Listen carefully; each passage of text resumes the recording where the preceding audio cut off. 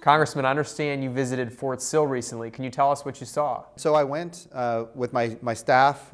We drove around a couple of times. The facility, it's chain linked off. It's obscured with cloth all the way around the chain link so nobody can see in or out. Drove around a couple of times trying to find an access point, a gate guard, somebody who could let us in, and there was just no access.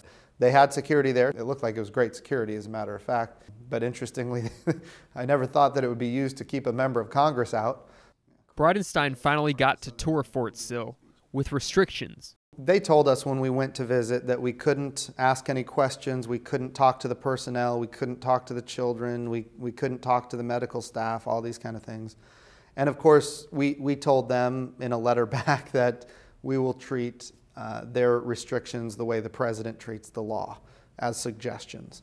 It took, 12 days, but we eventually got in, saw the facility.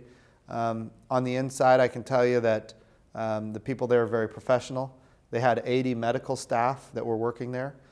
They had cases of scabies where children had been quarantined for scabies. They had other cases of children that were receiving psychological care, accounts of suicide attempts. Certainly there were other fevers and that kind of thing. But they were taking all of the medical issues extremely seriously. When you visited Fort Sill, what kind of sense did you get from the community as far as how they felt about children being housed in the military base? Everybody has a big heart for the children, and that's important. Everybody wants to make sure that the children are being taken care of. But I do think there is a sense of frustration. Like, why is our country having to do this? What are the policies that led to us being in this position? I can tell you military bases were not designed to be refugee camps. We need to get these facilities back so that we can have the troops do the training that they need to do.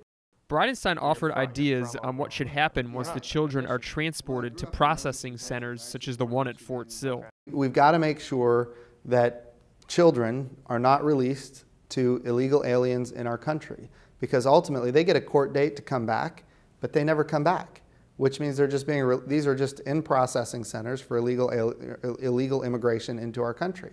The way the law is written, what the president could do, should he choose to, is he could immediately reunite the children with their families in their home country.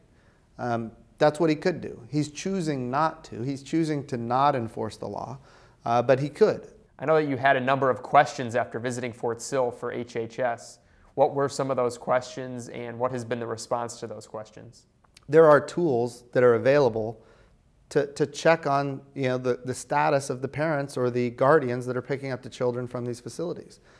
We're not using those tools as far as I can tell. I want to find out what tools are we using, how are we identifying them, are we confirming with the consulate in their home countries that these are the people who they say they are. These are all very troubling things when you hear that they're relying on self-reports to determine whether or not a person is credible to be a sponsor. It's also concerning to me when a member of Congress shows up and they can't get in the facility. This indicates that something is wrong. What are the stories they don't want being told?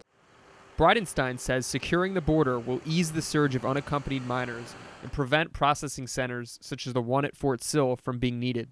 The humanitarian thing to do here is to secure the southern border so that people can't smuggle into the country anymore, to make sure that people who pay transnational criminal organizations to smuggle children into this country, they need to pay a price for doing that. We need to communicate down to Central and South America that if you come here, you're not going to get in, and if you do, you're not going to be able to stay. If we were to do that, we could quell the demand to break into our country. And that would, in turn, stop the humanitarian crisis that's happening right now. Reporting for the Daily Signal, this is Josh Siegel.